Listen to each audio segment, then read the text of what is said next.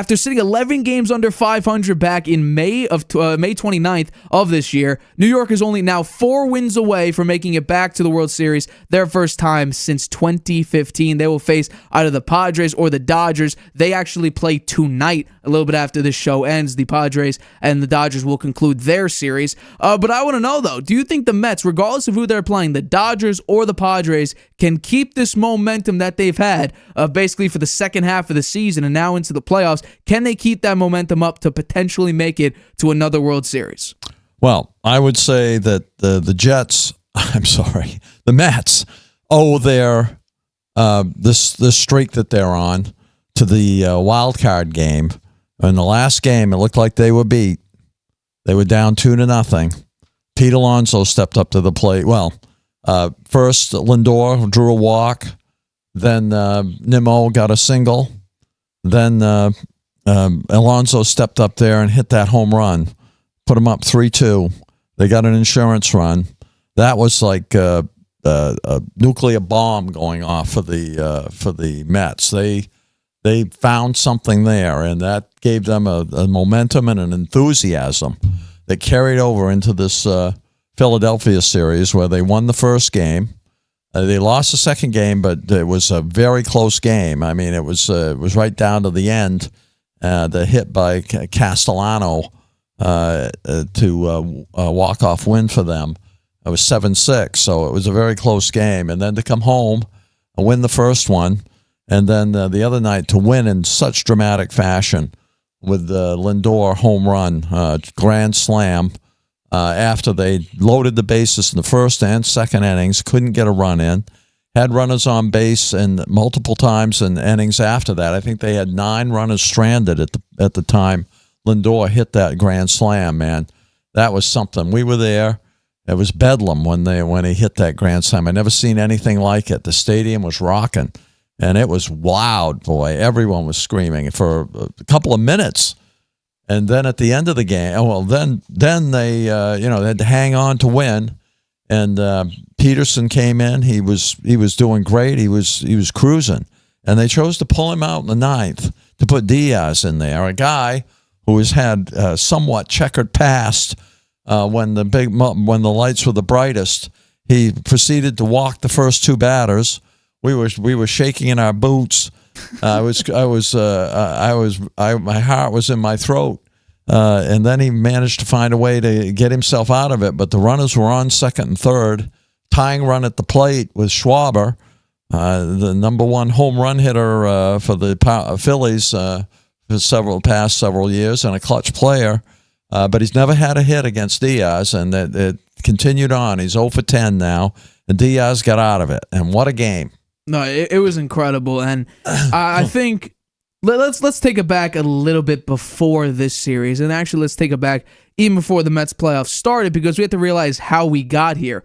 We have to remember that in that weird where the MLB, a lot of people thought the MLB screwed over the Mets by having that doubleheader against the Braves. I don't know if you remember that. A couple weeks ago, they had that doubleheader because they had to postpone it due to, I think, some sort of storm or something happened. I forget the exact details of it. But they had to play that doubleheader, and the Mets needed one of those games to make it in.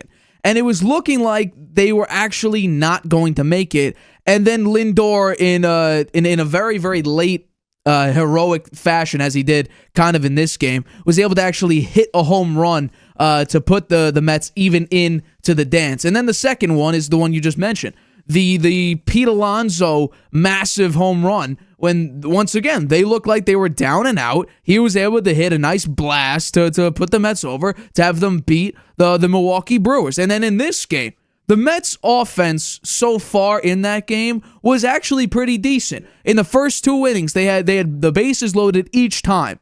But then when it came down to it, you left them on base. You could not get in any runs. And then when the Phillies were able to score 1 run, at that point, the Mets were kind of reeling offensively. Couldn't get a lot of people on base, striking out, pop fly, could not get anything going. And then finally, when they put in Hoffman, it looks like the floodgates just opened, and he was shaking in his boots a little bit because it was hit, walk, hit. And then eventually, J.D. Martinez got tagged out, or I guess it was a force out at home. Then Lindor steps up, The count was 2-1, I believe. Just blasted. I think the projected distance was 398 feet, and it was insane. It was the second grand slam in Mets postseason history, which is absurd.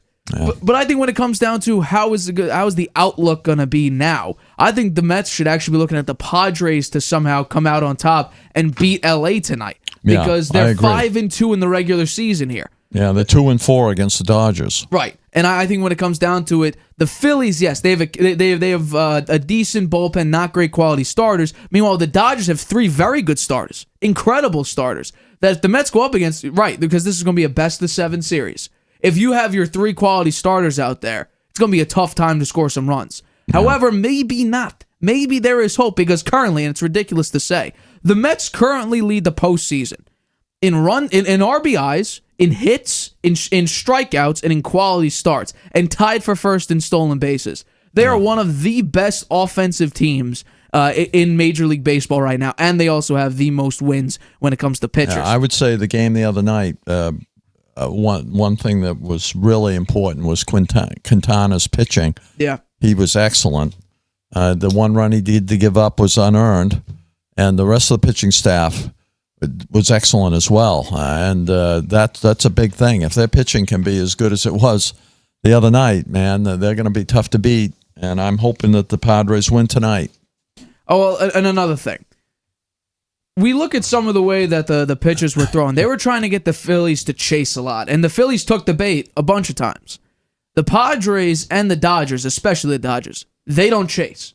So what Edwin Diaz was doing late, trying to get people to chase and just overall inaccuracy, that's not going to work very well against the Dodgers. It's not going to work well against the Padres. They're going to have to be more accurate with their pitches. They're going to need to locate the strike zone much better than they did, at least in this game. So right now, Mets are on a very, very hot streak. Will that continue? I think it's going to be tough for the Mets to keep going with the way they're doing. But I think when it comes down to what we're looking at right now, the situation is bullpens are getting thin. Starters are getting tired. People are getting used up a lot. The Dodgers just had to go on a bullpen game real quick and somehow pulled out with an 8-0 win because the Padres decided to play Dylan Cease way too early. He tried to do a short rest and got blown out of the gates. So I think the Padres, they're going to need to step it up tonight. It's going to be in Los Angeles. It's going to be a very difficult task for a Padres team that's actually was in a similar situation early. Disappointing season last year, not great first half of the season, and then the second half they started to really take off. The Mets were probably one of, if not the worst team in baseball, at least in the National League, in May, and they somehow bounced back. Could we see a recreation of a particular event that happened decades ago? You got to believe. I think there's an opportunity for the Mets. Amazing. You got to believe. I'll say this. Last season, when they had the highest payroll, I had the Mets winning. Was I too early? Was I 1 year too early? I guess so. It looks that way. I think there's a chance that I was a little bit too early. Hi, everybody. Thanks for watching. Make sure you subscribe here to get the latest from the show. Also, if you want to check out the full episode, make sure you click the I in the top right-hand corner right now. If you want to listen to this show anywhere you go, make sure you go to anchor.fm/The Harvey Hour or anywhere you get your podcasts.